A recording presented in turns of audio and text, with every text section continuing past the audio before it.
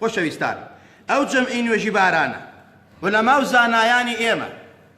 ڕوونیان کردەتەوە بۆ ئێمە باسییان کردووە و هەندێک عولەما بە جایزیان زانیوە مەرجیان داناوە مەرجەکان لە خەڵکان نییە جا ئێستا ئاماژەی پێکەین بە چەند نقاطێ بە چەند خاڵێک ئەو جەمعاڵین بەتاڵە کە ئێستا ئاماژەی پێکەین لە خزمەتانە بۆ ئەوەی کەواوە ما عەلەینا ئیلا البەلاغ ئێمە بەس بەلاغ و گەیاندنمان لەسەرە تۆ چاچەنێ بە گوێی منەکەی یا بە گوێم ناکەی ئەوە کەیفی خۆتە لە قیامەتە یەومە توبلە السەرائیر ئەو ڕۆژە پێت ڕاگەیەنرێت تۆ پێت وترا بۆ ئەو جەمعەت کرد ئەوە تاوانێ گەورەیە ئەوە تۆ جیاتی شکرانەبژێری خوا جیاتی ئەوەی کەوا بەڕاستی لە شەریعەتدا نەدەی نوێژەکە لە کاتی خۆیان بکەی هاتی بەقیلێ بەقالێ لە خۆتەوە مەسەلە ئوزدێکت بۆ خۆت دۆزیە و جەمعێکت بۆ خۆت کرد کە ئەمە کارێکە لە شەریعەتی ئیسلامانیە کارێکە لە سونەتی پێغەمبەری خوا و سونەتی سەحابەکانان نییە خۆشەویستان یەکەم ئەم جەمعە بەڕاستی کەوا ئێستا کرێ و دەستیان تێداوە بۆ بە عادەت و خەڵکی بە عیبادەتێکی زۆر گەورەیە زانێ خۆشەویستان پێغەمبەری خوا صلی الله عليه وسلم لم يأتي عن النبي صلى الله عليه وسلم في حديث صحيح ولا صريح ولا مفهوم الجمع بين صلاتين في المطر وأما ما جاء من الأحاديث ففي أسانيدها ضعف ولما زانان فرمون نبي سرا ولا بيغمبري خواه صلى الله عليه وسلم نلا حديث صحيحة نلا صريحة نلا مفهومة كبيغمبري خواه بهوي بارانو جمع إكرد بيت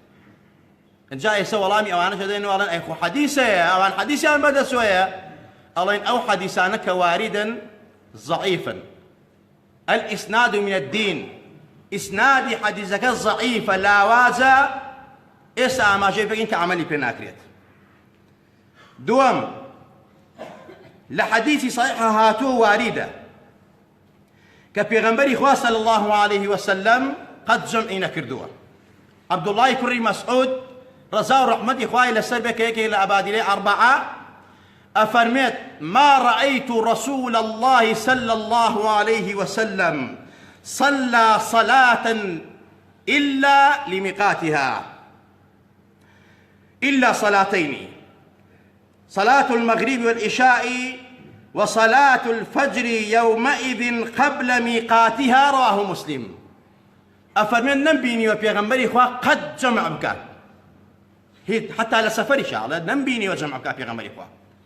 نبيني وجمع بك بيغمبري إخوة دوني وشكوكاتوا نبيني إلا لروجي لأيام حج نبيه لشيء مزدلفة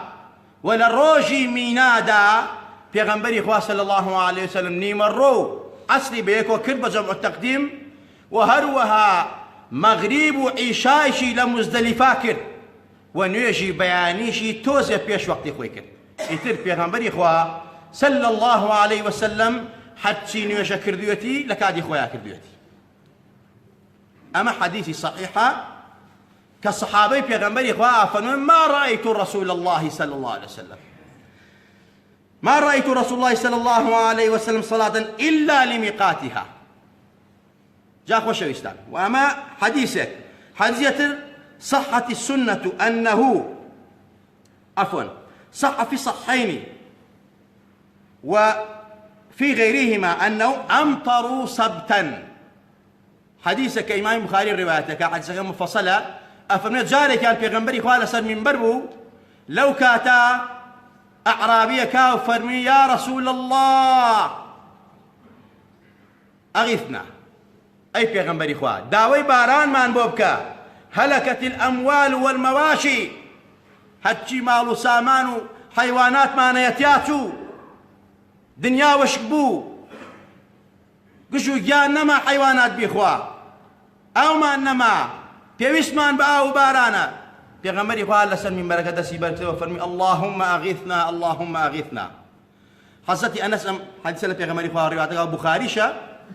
حزتي أنس فرمي والله يكدان حفت خرمان نبيني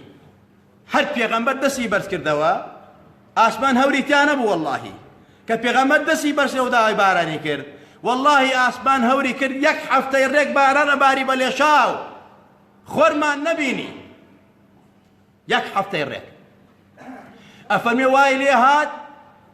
زۆر بەمان نەمانەتوانی بچین بۆ مزگەوت لە ماڵەکانان نوێژمانە کرد چونکە باران عوزرێکە لەو عوزرانەی کەوا کابرا ئەتوانێت کە زۆر بێ بارانەکە نەیە بۆ مزگەوت جەماعەتەوەی کە ئازای نەوەی ناڕەقەت نەبێ حەزەتی ئەنەس ئەفەرمێ یەک دانە هەفتە باران بوو لەسەریە دەی لەم حەدیسان نەیفەرموو پێغەمبەری خوا دەی وەرن کاکە وەرن بۆ مزگەوت با نوێژەکانمان جەمەکەین قەیچیەکان نوێژی نیمەڕۆ وەرن عەشی لەگەڵاکەین عیشا مەغریب وەرن عیشاشی لەگەڵاکەین تر بڕۆن و ئیسراحەتکەن بڕۆن بەدەم کار و کاسبی خۆتانەوە نەخێر باسی جەمعیتیانە انجا وبوب البخاري والترمذي وابن حبان وغيرهم من أئمة الحديث بقولهم باب إذا كان مطر أو برد فالصلاة في الرحال وبقولهم باب في يوم المطر والريح أن يصلي المرء في رحله لكتب كان حديثا واردة كباب بش كراوة لبخارية لمسلمة لابن حبانا لصحاح استا لباقي كتاب حديثا لروجي بارانا نروجي باسي بارانك أو روجي بارانك كإنسان لو الرجاء سنة باران تشيا أوي كوا أمر سنة وتركرا واسل لنا أوي كوا بدعته ولا جي سنة قدان يشتوا كرديانا بسنة بسر خلقوا خلق لحقتك قدان لكن لروجي بارانا واسنة كوا وقت صحابة كاني في غنبري خوا صلى الله عليه وسلم كوا جمع نكن لبينين وشكانا أي شيء كان بالكو إمام الصفوي لكتابي التاريخ المعرفة والتاريخان نقل كردوها أفرميت إمامي ليس كوري سعد أفرميت صحابة كاني بيغمبري خوا لروجي بارانا جمعيان نكردوها بالكو بيغمبري خوا أمري بيكردون شيب كان صلوا في رحالكم لما لكان يشكن لمال ما ينبع عزان نتشن چونك باران عزري تركي جماعته نك باران عزري أو بيك تو جمع بكيت نوش كان لك هذه خويا أنا كيتو مزقود كيت بحسينية ونجاتي بيت فرسية فرس بكيت صحابة كان بيغمبري خوا زيادة لهشتا صحابة بيغمبري خوا للشام أبوه صحابة زور باليمت وزيدة كانت أبوه لو أنا معازي كري جبل